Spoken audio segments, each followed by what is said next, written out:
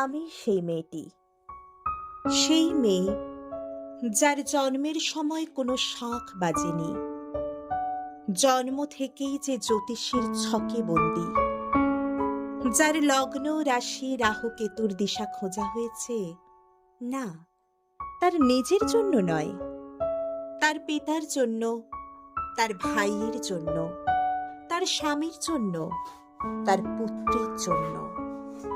কিন্তু যার গর্ভ থেকে আমার জন্ম, সেই মায়ের কথা বলেনি কি?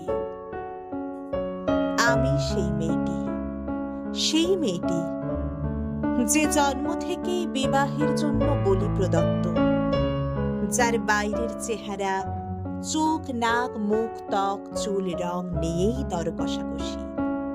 কালো না ফর্সা, খাদা না টেকালো, লম্বা না বেটে, কুতকুতে না টানা টানা, যার মাথার বাইরেটা নিয়েই সকলের ভাবনা, মাথার ভিতরটা নিয়ে কারো কোনো মাথা ব্যথা নেই। আমি সেই মেয়েটি যে ছোটবেলা থেকে শুনেছে জোরে জোরে কথা বলতে নেই, ছুটতে নেই, চেঁচাতে নেই, হাসতে নেই, এমনকি কাঁদলেও তা লুকিয়ে লুকিয়ে। আমি সেই মেয়েটি যাকে বলতে নেই খিদে পেয়েছে, ঘুম পেয়েছে, ইচ্ছে করছে না, ক্লান্ত লাগছে, আর পারছি না, আর পারছি না। আমি সেই মেয়েটি খেলার জন্য যার হাতে তুলে দেওয়া হয়েছে পুতুল, পুতুলের আদর পাবার জন্য, পুতুলের সংসার বানাবার জন্য। আমি সেই মেয়েটি যে গত কোনো শতাব্দীতে 5 বছর বয়সে মালা দিয়েছে গঙ্গাযাত্রীর গলায়, কুলীন ব্রাহ্মণের 365তম স্ত্রীর অন্যতমা হয়ে স্বামীর গর্বে হয়েছি গর্বিণী। একাদশীর দিন অবুজ দশমীর বালিকার তৃষ্ণায় আটক ঘরের মাটি লেহন করতে করতে প্রাণ ত্যাগ করেছি। সন্তানের পর সন্তান জন্ম দিতে দিতে যন্ত্রণায় মুখ থুবড়ে পড়েছি সূতিকাগারে, জ্বলে পুড়ে মরেছি সতীদাহে। আমি বুঝতে পারিনি যে চাকরির জায়গায় নিজের কাজের কুশলতা দেখাতে নেই।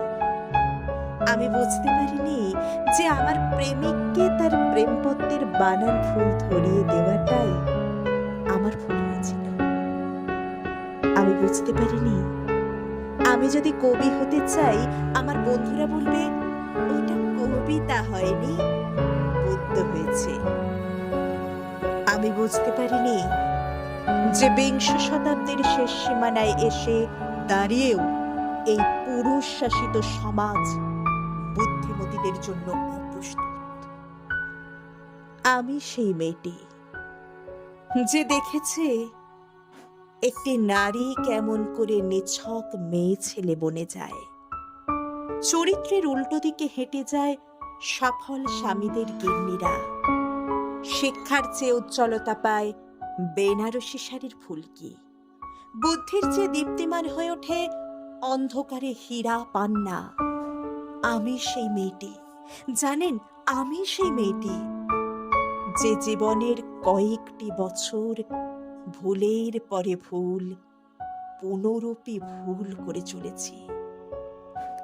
অন্ধকারের দিনে ফিরতে পারি না বলেই কি আমি অপমানের জ্বলন্ত কয়লার উপর দিয়ে হেঁটে যেতে চাই, যেতে চাই দুঃখের দিকে?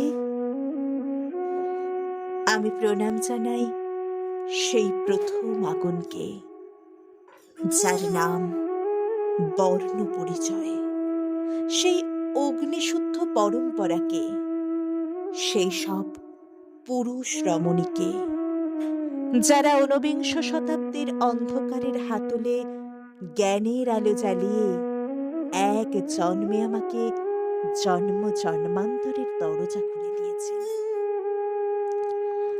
আমি আজ প্রেমের জন্য ফেলে যাচ্ছি আরাম, শোকার্চিত সাকান্যের জন্য ফেলে যাচ্ছি কৃতদাসের চর্বচস্য, জেগে থাকার জন্য ফেলে যাচ্ছি ভাত ঘুম, যন্ত্রণার জন্য ফেলে যাচ্ছি সুখ, জ্ঞানের জন্য ফেলে যাচ্ছি অন্ধতা, আনন্দের জন্য ফেলে যাচ্ছি সাফল্য, অমৃতের জন্য ঐশ্বর্য। আমার হাতে জ্বলছে দেশারীদের শিক্ষার মহান আগুন। আমি সেই মেয়েটি, আপনারা নিজের দর্পণে দেখে আমাকে চিনুন, আমাকে চিনুন, আমাকে চিনুন।